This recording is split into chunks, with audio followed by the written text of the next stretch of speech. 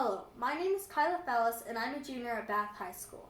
My science fair project this year focuses on how we can implement microbial fuel cells in order to solve two of the biggest problems we as a society are currently facing, both climate change and an overwhelming culture of consumerism.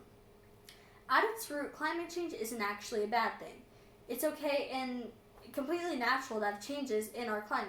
The problem that we're currently facing is the rate at which our climate is changing, which is faster than we've ever seen before. In fact, this is due to the increased amount of greenhouse gases that we've been pumping into our atmosphere for the past 100 to 200 years. Carbon dioxide is currently measured at about 120 parts per million higher than we've ever seen for the past 800,000 years in the data we've collected. But how does this increased amount of greenhouse gases in our environment actually translate to our globe heating up? The best way to think about this is to compare it to a blanket. If you're cold and you pull a blanket on you, it reflects your own body's heat back towards you. Just like that, greenhouse gases form a sort of blanket around our planet Earth, trapping in heat. When a ray of light and heat from the sun enters and bounces off the surface of the Earth, one of two things is going to happen to it. Either it's going to hit a greenhouse gas molecule in the air, or it's going to hit some other kind of air molecule in the air. If the light bounces off the surface and hits an oxygen molecule, it just passes straight through, then continues out into space, who knows how far, on its merry way. However, when the same ray bounces off the surface of the Earth and hits a greenhouse gas or molecule, it's reflected in all directions, including right back towards the surface of the Earth. This causes a vicious cycle that, in time, is actually heating up the surface of the Earth. As we're pumping more and more greenhouse gases into our atmosphere, we're thickening this blanket, and the blanket is on Earth for a longer and longer period of time. Now, this rise in temperature can do a lot of things, none of them very good. We've already seen an increase in the amount of dangerous storms and dangerous weather patterns, and we've seen a rise in ocean levels. But even raising the temperature by a few degrees can make some ecosystems, think deserts, completely uninhabitable for the plants and animals that live there. This can force the flora and fauna to either adapt, migrate, or die. Adaptation can take centuries, which, given our current rate of warming, just isn't feasible. Migration can cause these animals and plants to disrupt other ecosystems and wreak havoc. Death does not seem like a good option, ever, but many experts say that we're already on the beginning of a sixth mass extinction. The second big problem that I'm hoping we can solve using microbial fuel cells is the overwhelming culture of consumerism. Both America and the rest of the world is just obsessed with speed. We need fast fashion, fast food, fast transportation, anything to just kind of make them feel like they're moving forward in life. Food is something that's really easily thrown away without a second thought, but if we're looking at this graph right here, it could increase the heat of our globe by 2 degrees Celsius over the next 80 years without any influence from fossil fuels or industry pollution. In fact, 80 million tons of food is thrown away yearly in the U.S., and if you divide that down, that's about 483 pounds of food per person.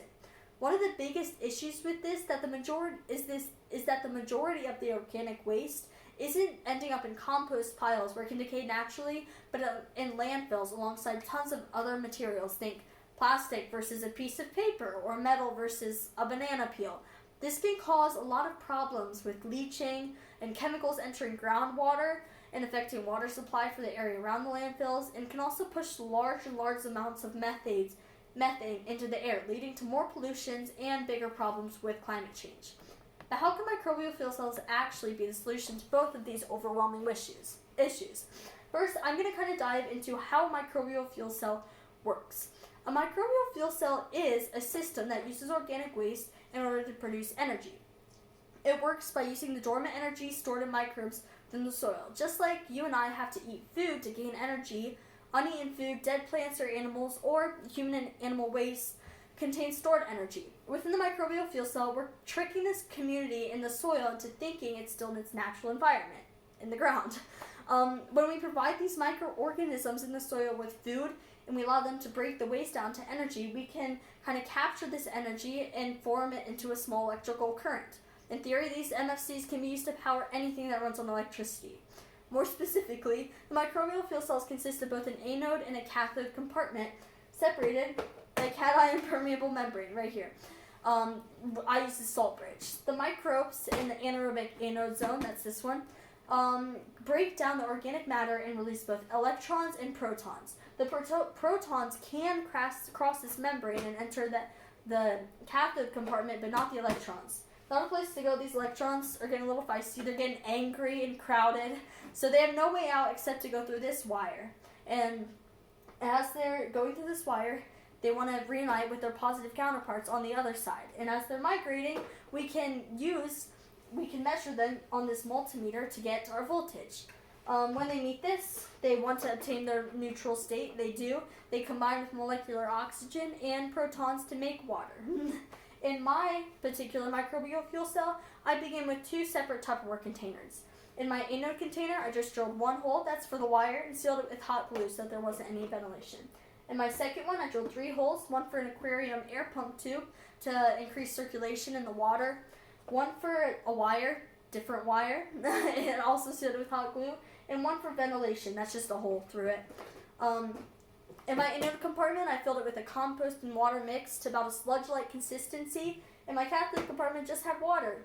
The salt bridge connecting these two is just a cotton rope soaked in a salt agar solution that, when you seal it up with a lot of tape and hot glue, only allows protons passage.